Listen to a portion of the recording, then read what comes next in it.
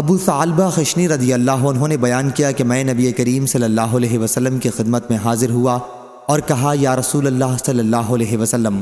ہم اہل کتاب کے ملک میں رہتے ہیں اور ان کے برتنوں میں کھاتے ہیں، اور ہم شکار کی زمین میں رہتے ہیں، اور میں اپنے تیر کمان سے بھی شکار کرتا ہوں، اور سدھائے ہوئے کتے سے اور بے سدھائے کتے سے بھی۔ آپ صلی اللہ علیہ وسلم نے فرمایا، تم نے جو یہ کہا ہے کہ تم اہل کتاب کے ملک میں رہتے ہو تو ان کے برتنوں میں نہ کھایا کرو، البتہ اگر ضرورت ہو اور کھانا ہی پڑ جائے تو انہیں خوب دھو لیا کرو۔ اور جو تم نے یہ کہا ہے کہ تم شکار کی زمین میں رہتے ہو